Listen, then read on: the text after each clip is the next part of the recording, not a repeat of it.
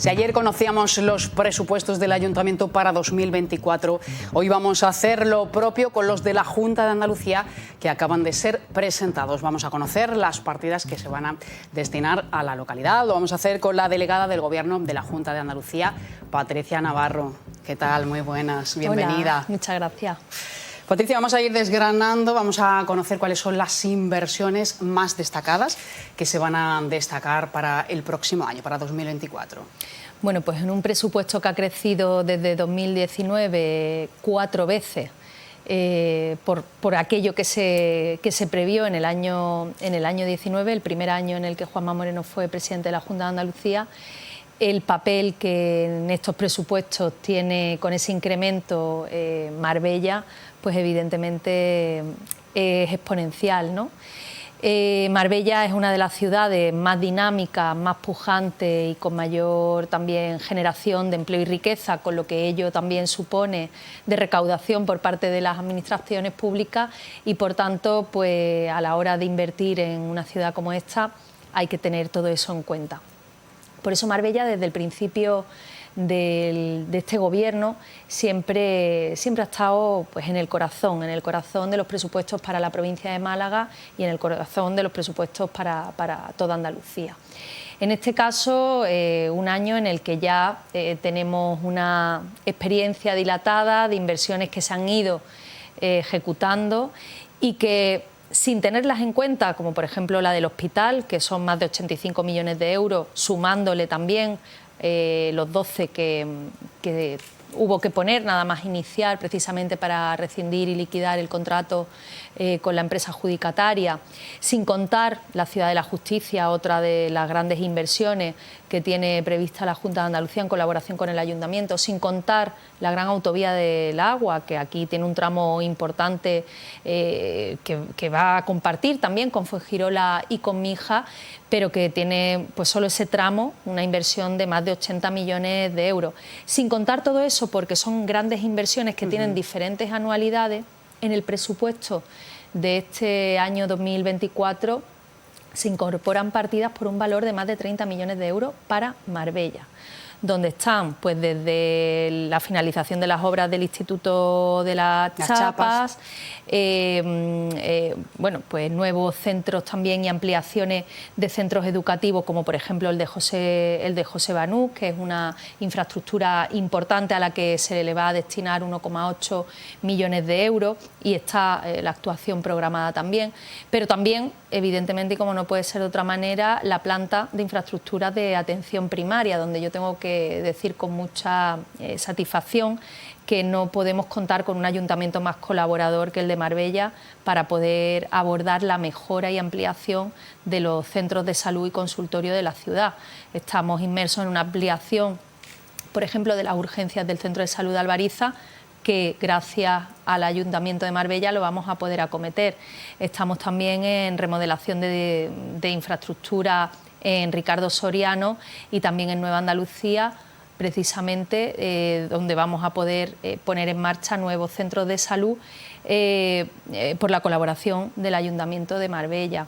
Las Chapas, en definitiva, son bueno, pues centros de salud donde vamos a poder prestar también un mejor servicio gracias a esa remodelación de las infraestructuras.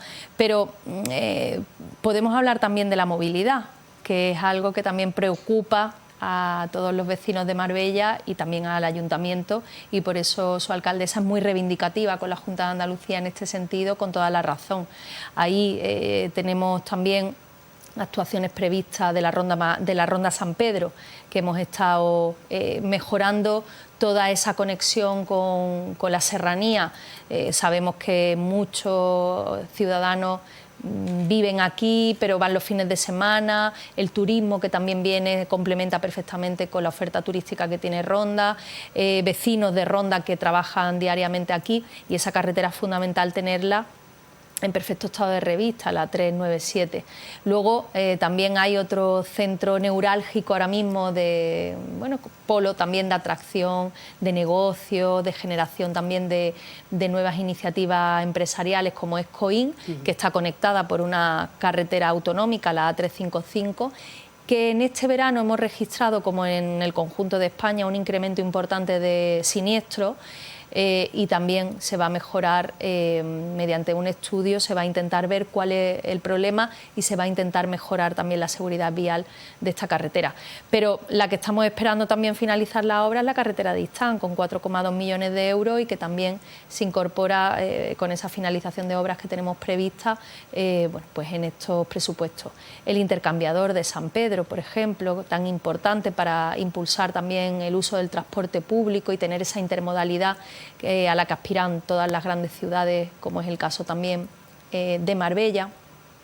Y bueno, yo creo que Marbella es que con estos presupuestos, igual que Málaga, consigue ese puesto que le corresponde y que era de justicia dentro de las cuentas autonómicas. Marbella pues también logra posicionarse como una de las ciudades importantes en muchos ámbitos, pero hay que tener en cuenta que hace muy poquito también la declaraban gran ciudad desde el punto de vista turístico y solo por esa categoría tiene consignado en los presupuestos 1,2 millones de euros, que, en fin, nada más que por ser, que está muy bien, porque evidentemente... ¿no? También se anunciaban partidas para la residencia de tiempo libre, para la Andalucía Lab. ¿Cómo se va a luchar también contra la sequía? Bueno, pues lo decía antes, ¿no? Nosotros desde el primer minuto que llegamos al gobierno, Juanma Moreno lo tuvo muy claro. Todavía la sequía no estaba en el grado o en el nivel de gravedad que estamos viviendo actualmente. Hace 5 años, bueno, empezaba a dar los pequeños síntomas de que podíamos llegar, ¿no?, a este punto de, bueno, pues de virulencia, ¿no?, de este periodo de sequía. Y sin todavía tener esa gravedad encima de la mesa, empezamos a ver las infraestructuras que había pendientes, que eran prácticamente todas, porque las planificaciones hidrológicas pues estarían para hacer brindis al sol, pero desde luego no para cumplirla con los anteriores gobiernos socialistas. Y lo que sí teníamos era dinero sin ejecutar del canon del agua, que de los 700 millones que se habían recaudado desde 2010, 500 estaban sin ejecutar. Se cambió la ley que contemplaba ese canon del agua para que el uso finalista de ese recurso económico no fuera solo las obras de depuración y saneamiento, sino sobre todo también de abastecimiento, adelantándonos a lo que podía pasar y que de hecho pues se ha cumplido, ¿no?, las previsiones. Pusimos en circulación ese dinero, todas las tramitaciones de licitación, y empezamos a la par que se licitaban depuradoras para lograr ese objetivo de vertido cero en Andalucía, también obras de abastecimiento. Y para la Costa del Sol pues venía una infraestructura muy importante porque aquí hay una zona muy cerquita donde más agua hay almacenada, porque es de las zonas que más llueve de toda España, y podíamos conectarla en épocas de bonanza. Evidentemente ahora bueno, pues no sería posible, pero cuando recuperemos la normalidad hidrológica, desde el campo de Gibraltar podremos conectar mediante pues una tubería, una gran tubería que viene también a sustituir, no solo viene a darle más agua de una fuente mayor, porque sabemos que el pantano que tenemos en el de la Concepción tiene una capacidad limitada y por tanto la conexión con el campo de Gibraltar nos permitiría tener más agua, pero al mismo tiempo sustituir la tubería que vertebra desde el punto de vista hídrico toda la Costa del Sol. Una tubería que la que tenemos actualmente data de hace más de 30 años, el grado de obsolescencia está claro, sufre verdaderas y auténticas y constantes averías y por tanto rotura, que hay que ir bueno, pues abordando de forma urgente, pero que con esta previsión de infraestructura que, como digo, conecta desde el campo de Gibraltar, Guadiaro, toda la Costa del Sol, pues podremos tener no solo más agua, sino la tranquilidad de que no nos va a faltar porque tendremos una nueva infraestructura. Aquí hay 3 tramos ahora mismo, son 4 tramos, 3 están en licitación, concretamente el primer tramo, que es el de Guadiaro-Estepona, con un presupuesto de 88 millones, tiene el proyecto en supervisión, a falta de que se le dé el último ok para que salga a licitación las obras, y luego de Estepona a Marbella está en redacción, y de Marbella, Mija hasta Fuengirola también está en redacción. Y con eso pues empezaremos a respirar. Con eso y con la ampliación también de la desaladora de Marbella, una cuestión que también estaba ahí parada y que ha rescatado también la Consejería de Agricultura, también por petición de la costa y sobre todo de Marbella, y también está contemplado en estos presupuestos y pensamos que va a dar también oxígeno en forma de agua a toda la costa. Ante esta carencia. Bueno, ¿cómo valora las declaraciones de ayer del Partido Socialista, que decía que los presupuestos de la Junta de Andalucía para Marbella eran una tomadura de pelo? Bueno, pues yo creo que los datos hablan por sí solos. A mí no me gusta contestar, sobre todo valoraciones que se hacen desde la falta de rigor y la falta también de transparencia a la hora de hacer declaraciones a la opinión pública. Yo creo que se puede estar en desacuerdo con el contenido de los presupuestos, pero hay una cosa que es incontestable, que son los datos. Entonces, cuando aquí han ido pasando los presupuestos uno tras otro en anteriores gobiernos socialistas, pues en balde para Marbella, en fin, no creo que tengan mucha autoridad moral ahora para hablar de tomadura de pelo, cuando nunca se ha destinado tanto dinero y a la vez se ha tenido tanto en cuenta las reivindicaciones y las necesidades de esta ciudad como ahora. Estamos en plenas negociaciones para la constitución del Gobierno en España. Se ha anunciado que se va a condonar una parte de la deuda para Cataluña. En ese sentido, ¿qué es lo que va a hacer el Gobierno andaluz? Bueno, pues nosotros pedir lo que le corresponde a Andalucía y seguir también haciendo un llamamiento a todos los andaluces para que, por la manera más democrática y pacífica que puedan, pues se manifiesten contra lo que desde el punto de vista de, bueno, pues, en fin, de principios elementales de nuestro sistema democrático es un ataque brutal al principio de igualdad.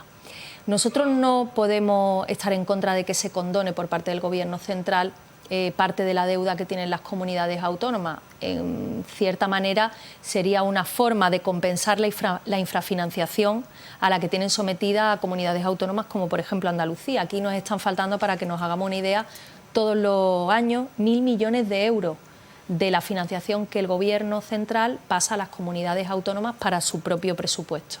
En estos presupuestos están faltando 1.000 millones de euros, por ejemplo, que nos vendría muy bien para todo aquello que deja de ser tomadura de pelo, por ejemplo, para el Partido Socialista aquí en Marbella. Pero bueno, dicho esto, esos 1.000 millones de euros, bueno, pues aparte de ser una deuda que tienen pendiente con Andalucía, si ahora se aprueba una condonación de deuda, lo que pedimos es que se haga con el mismo criterio y que se aborde desde un punto de vista de equidad y de equilibrio territorial para todas las comunidades autónomas. Lo que no puede ser es que a Cataluña se haya anunciado que se le condonan 15.000 millones de euros, que corresponde a aplicar la ratio de deuda por habitante, la deuda que tiene Cataluña, por habitante sale un total de 15.000 millones de euros. Al resto de comunidades autónomas lo que se nos pide es que nos conformemos con las migajas. ¿Las migajas qué es? Las migajas es el 20% de la deuda que tiene cada comunidad autónoma. Claro, si estamos en una comunidad autónoma como Cataluña, que tiene mucha deuda y un nivel importante de habitantes, pues bueno. Pero es que en Andalucía, como tenemos poca deuda, pues claro, ese 20% sale muy poquito, concretamente 5.000 millones de euros, frente a los 15.000 de Cataluña. Si aquí hubieran aplicado el mismo criterio, que es la ratio de deuda por habitante, saldrían 17.800 millones de euros, que es algo pues más lógico. No nos vamos a conformar y evidentemente el presidente de la Junta ya ha dicho que alzará la voz donde haga falta para reivindicar lo que es justo para Andalucía y para los andaluces. Y este fin de semana tenemos la oportunidad para quejarnos y para expresar nuestro malestar, insisto, de manera democrática, pacífica, en una concentración que hemos convocado en la explanada del Museo Pompidou a las 12 de la mañana, en el centro de Málaga, al lado del puerto, un enclave muy bonito, pero sobre todo que nos permite no solo poder concentrar un gran número de personas para expresar este malestar, sino también desplegar una bandera de España, que para nosotros es un símbolo muy bonito, porque en un momento de tanta crispación, de tanta polarización, de tanta separación entre los españoles, creo que hace falta puntos de unidad, y qué mejor punto de unidad que nuestra gran bandera de España. La última concentración reunió en torno a 20.000 personas en Málaga. ¿Cómo valora también las distintas concentraciones, en este caso, bueno, espontáneas, ante las sedes del Partido Socialista? Bueno, yo primero tengo que decir, como representante también del Partido Popular, pero sobre todo como responsable público, que todos tenemos que respetar el derecho a la manifestación que está amparado por nuestra Constitución y que todos podemos hacer valer en un momento dado. Creo que tenemos ya una democracia suficientemente madura y tenemos instrumentos democráticos a nuestro alcance para poder expresar nuestro malestar, nuestro rechazo hacia determinadas políticas o determinados hábitos que en un gobierno se puedan dar. En este caso está pasando algo muy grave. El gobierno, en este caso el presidente del gobierno en funciones, para poder conformar de forma definitiva un gobierno, está sentando en una mesa a un nivel de igualdad con otras formaciones políticas a representantes que están pues condenados, que son prófugos además de la justicia y que recientemente se les ha condenado además por terrorismo. Y se le está dando carta de naturaleza a ese escenario y se le está además poniendo la alfombra roja, negociando con ellos una amnistía para que vuelvan no solo a España, sino a participar de la vida política de España. Y esto es muy grave. Y evidentemente todo esto son cuestiones que están muy relacionadas con el nivel de crispación que tenemos en nuestra sociedad y que, por desgracia, se tienen que ver pues llevados al máximo extremo, con altercados y con vandalismo, como estamos viendo en manifestaciones que entiendo que en un principio nacen de manera espontánea y pacífica, pero que se desvirtúan. Yo tengo que, de alguna manera, pues decir claramente que el Partido Popular para nada comparte este tipo de manifestaciones más radicales, que entiendo que en el espíritu podía haber una voluntad pacífica, que han derivado en cosas que ni siquiera posiblemente a los propios manifestantes les han gustado y por tanto no tiene nada que ver con lo que nosotros estamos promulgando y estamos promoviendo, que son concentraciones pacíficas, donde el protagonismo lo tenga la bandera de España, un manifiesto de concordia de todos los ciudadanos y donde estemos llamando a la sociedad civil en su conjunto, no solo a los militantes del Partido Popular. Está provocando una polarización aún mayor, ¿no? Exactamente.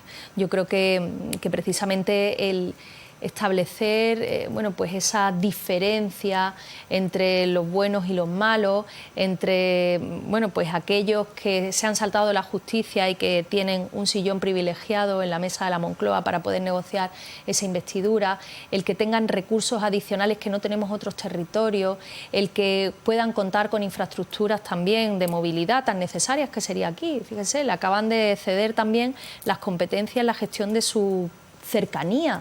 ¿Qué más quisiéramos nosotros que le echaran cuenta a nuestra cercanía, que es nuestro tren litoral, ese proyecto que tanta falta hace y que además daría continuidad a la línea más rentable que ahora mismo tienen los cercanías en España, que es la que llega hasta Fuengirola?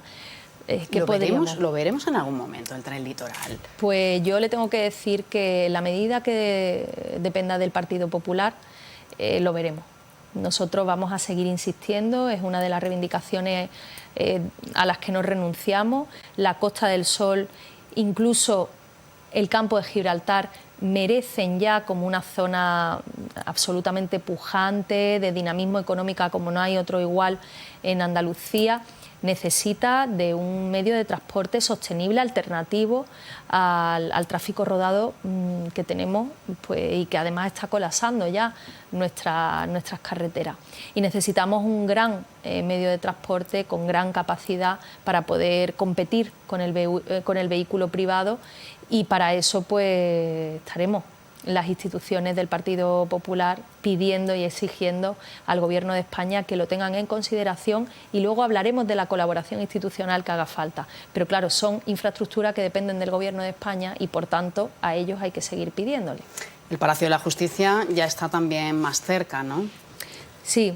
Ahí estamos ahora mismo, pues el Ayuntamiento está proyectando unas obras de urbanización, la carretera de Ojén que necesita para determinados accesos, y estamos, pues terminando de afinar cuáles serían las fórmulas de financiación y de impulso del proyecto, donde ya hemos adelantado que en todo caso sería un proyecto sobre la base de la colaboración público-privada, que bueno, yo creo que daría no solo la posibilidad de financiar una gran infraestructura, sino también de mantenerla en el tiempo, que también es lo más importante. Y creo que posiblemente creemos un referente de, bueno, pues de una gran infraestructura financiada también de manera novedosa y gestionada también de manera novedosa. Patricia Navarro, para terminar, para concluir, ¿cómo podríamos decir que van a ser estos presupuestos para Marbella en un titular? ¿Cómo lo resumimos? Bueno, pues yo creo que son presupuestos en los que la Junta de Andalucía sigue demostrando, en este caso el Gobierno andaluz y Juanma Moreno, su cariño, su respaldo, su apoyo y su colaboración en el impulso a una de las grandes ciudades de Andalucía y de España. Patricia Navarro, gracias. Muchas gracias. Son las 11:27 de la mañana. En los últimos años hemos oído hablar mucho de la microbiota intestinal, de la necesidad de mantenerla en equilibrio. Así que queremos ir al origen, queremos saber qué es la microbiota y cómo podemos mejorarla. De esto sabe mucho Irene Amezcua. Irene, ¿qué tal? Muy buenos días. Buenos días, Eva. ¿Cómo estamos? Muy bien, un placer estar de nuevo por aquí. Bueno, es para nosotros también. ¿De qué estamos hablando cuando hablamos de la microbiota? ¿A qué nos referimos?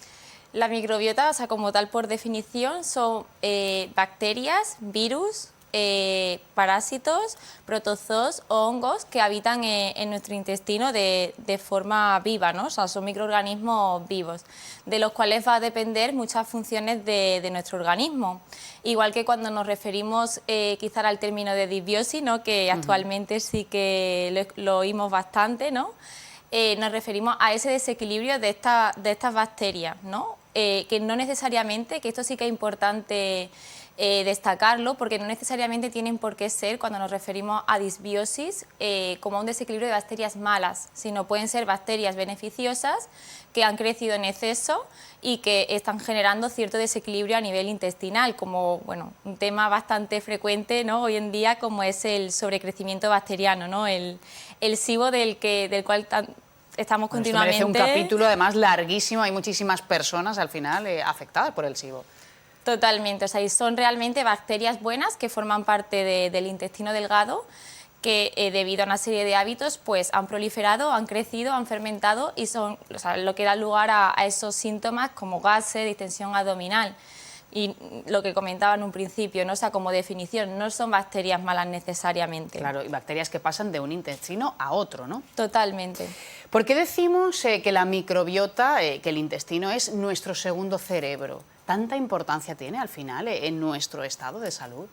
Totalmente, o sea, la microbiota, teniendo en cuenta, más allá a nivel cerebral, ¿no? Del estado anímico, de la salud mental, la repercusión que puede tener en esto, hay un 80% del sistema inmunitario ahí, o sea, con lo cual... 80%. Un 80%, alrededor de un 80%, o sea, un número, un porcentaje bastante elevado, o sea, al final que estemos bien a nivel inmunitario, ¿no? Va a depender de que mantengamos un buen equilibrio a nivel intestinal. Igualmente, llevando todo ello a la salud mental, ¿no? A nuestro cerebro, incluso a la memoria, a la concentración. En el intestino, un 90%, 80% de la serotonina se sintetiza ahí. Esta serotonina es la hormona de la felicidad, ¿no? Con lo cual, que haya un buen equilibrio para que esta síntesis sea la más óptima y mantenernos con esa salud mental de forma equilibrada va a ser clave, ¿no? Luego ya de ahí pues podríamos hablar del resto de factores, ¿no? que intervienen en todo esto y que van a ayudar a que ese equilibrio sea el más óptimo o el que necesitamos, ¿no? Es muy importante, pero lo cuidamos muchas veces muy poco y cuando nos empieza a dar, sobre todo, problemas, ¿no? ¿Con qué alimentación podemos mejorar o podemos mantener un poco en equilibrio la microbiota? Estamos acostumbrados, ¿no? Cuando hablamos de microbiota, alimentación, sobre todo destacar la fibra, que por supuesto, digamos que la fibra es el alimento favorito de las bacterias, ¿no? Yo muchas veces le digo a los pacientes que no tenemos que pensar qué es lo que más nos gusta o más nos apetece en el momento, sino qué es lo que más le apetecen a estas bacterias, porque al final de lo que nosotros le demos, de esos prebióticos que se considera, o sea, se denomina al nombre de esta fibra, o de este omega 3 que ahora hablaremos, o polifenoles, que son otros alimentos favoritos de estas, en función de ello van a hacer su función, ¿no?, a nivel intestinal. Y volviendo un poco a las fibras, alimentos ricos en fibra, por ejemplo, alimentos ricos en fos o en inulina, como el ajo, la cebolla, también por otro lado la avena, la alcachofa de Jerusalén, son alimentos muy ricos en fibra, bueno, incluso una manzana o una zanahoria o una pera. Ese tipo de fibra le gusta a estas bacterias. Y yéndonos un poquito más allá, no simplemente estas fibras, sino hablar también del omega 3, o sea, la importancia del omega 3 para estas bacterias, que bueno, lo podemos encontrar en alimentos como las nueces, incluso las semillas de chía o el pescado azul, ¿no? Y por otra parte, los polifenoles, los antioxidantes del té verde, la granada, los frutos rojos, son alimentos que deberíamos de incluir en la dieta en el día a día. Y otro tipo de fibra que no nos podemos dejar es el almidón resistente, ¿vale? El almidón resistente lo podemos encontrar en la patata, en el boniato, en el plátano verde, incluso en la avena y en algunas legumbres. Preparándolo 24 horas antes, o sea, hervimos, dejamos enfriar, ponemos en el frigorífico y consumimos posterior a 24 horas, incluso 48 horas. Mientras más tiempo haya pasado de ese enfriamiento, más almidón resistente vamos a tener. Y los beneficios de este almidón resistente en sí es que nos va a ayudar sobre todo a bajar la inflamación en el colon a nivel intestinal, entre otras muchas funciones como fuente de energía también incluso, y para el metabolismo, para el colesterol, los niveles de insulina. O sea, son bastante interesantes los beneficios que nos pueden aportar si hacemos un consumo consciente. Y bueno, habría que sumarle también a todo esto, ¿no?, el resto de hábitos, e incluso ya no solo eso, sino estamos, digamos, predispuestos a ese equilibrio de la microbiota desde que, o sea, ya no desde que nacemos, sino desde que nuestra madre se queda embarazada, ¿no? Incluso, bueno, en la pareja también ahí tendría un papel importante, porque ya no es solo hablar del intestino, ¿no?, sino tenemos microbiota, tenemos bacterias en la boca, y si hay desequilibrio en el intestino, trabajar directamente del intestino y dejarnos ese desequilibrio en la boca no sería lo más óptimo, ¿no? ¿Cómo podemos también trabajar para equilibrar también el de nuestra boca? ¿Cómo lo hacemos? Yo por las mañanas recomiendo nada más despertar, con aceite de coco o aceite de sésamo, un enjuague bucal y mantenerlo durante unos minutos, 4, 3, 5 minutos, mantener, escupir y posteriormente pasar al lavado. Esto va a hacer que mantengamos el equilibrio a nivel bucal. En la boca aparece, o sea, la microbiota en sí presenta cándidas, o sea, aparte de bacterias también tenemos hongos, y por ejemplo este aceite de sésamo o bien de coco va a hacer que, como eliminar esos desechos de la noche, ¿no?, que esas bacterias estén totalmente en equilibrio. O sea, son pequeñas cosas que podemos hacer en el día a día y que a largo plazo nos van a beneficiar, sí, ¿no? Pequeños pasitos que nos van a ayudar. Hablabas de la importancia de la fibra, aunque es cierto que la alimentación debe ser muy personalizada. Hay personas que no toleran, desde luego, la fibra y que, por el contrario, les sienta mal, ¿no? Totalmente. De hecho, volviendo un poco al tema del sobrecrecimiento bacteriano, ¿no?, que quizás sea el perfil donde este tipo de se le tenga más miedo, ¿no?, a esta fibra, sobre todo fibra fermentable, fibra soluble, que es la que fermentan estas bacterias y la que da lugar a toda la clínica que presenta pues ese paciente, ¿no?, con sobrecrecimiento bacteriano, esos gases, hinchazón, ese estado de ánimo muy bajito, falta de energía incluso, podría ser, o sea, como un detonante a decir, oye, me pasa algo, ¿no? O sea, algo no va bien, ¿no? Y es un poco lo que ocurre, o sea, al final las bacterias del SIBO lo que hacen es coger esta fibra, alimentarse de ello y crecer. Entonces, esa proliferación, ese crecimiento es el que da lugar a esta clínica. Entonces, una forma de alertarse, ¿no? De ver que algo no va bien sería pues presentar esta clínica de hinchazón de gases y decir, oye, puede haber algún problema, porque si no, de normal esta fibra debería sentar bien, ¿no? Es verdad que hay ciertos alimentos, pues las legumbres o el brócoli, que también por el tipo de fibra quizás tiende a dar un poquito más de gases, pero una cosa normal, o sea, tampoco podemos normalizar y tenemos que tener una referencia. Sí, es una de las señales de alarma de que algo precisamente está pasando. La salud mental, al final, cómo estemos nosotros, si tenemos estrés, ansiedad, evidentemente se refleja también en nuestro organismo. Totalmente, un poco lo que venía comentando a nivel del neurotransmisor, de la serotonina, que estas bacterias que necesitamos para la síntesis de este neurotransmisor no estén como tengan que estar en equilibrio, va a repercutir en que nuestro estado de ánimo no sea el más óptimo. Incluso esta serotonina la necesitamos para la síntesis de melatonina, o sea, esta forma parte de la cascada del sueño, con lo que ya estamos repercutiendo no simplemente en la salud mental, sino en nuestro sueño, que como bien sabemos, el mantener un buen ciclo circadiano y una buena higiene del sueño también va a repercutir de forma positiva en que tengamos una correcta salud intestinal. Necesitamos que haya esa diversidad bacteriana con todos estos factores, ¿no? La alimentación, el tipo de parto, la higiene bucal, la edad, que es otro factor que también forma parte de este desequilibrio, e incluso el código postal, ¿no? Porque no es lo mismo un asiático, los alimentos que tiene acceso, ¿no? que los que tenemos nosotros. Entonces esto también va a provocar que cada microbiota, en función de tu localización o de tu código postal, sea totalmente diferente. Son muchas patas, como dices, las que hay que mantener un poco a raya. El deporte, evidentemente, es la base también. Pero cuando se altera la microbiota, tarda mucho en volver a la normalidad. La microbiota está en constante cambio. Sí que puede cambiar, diría que en horas. O sea, en horas incluso, bastante interesante.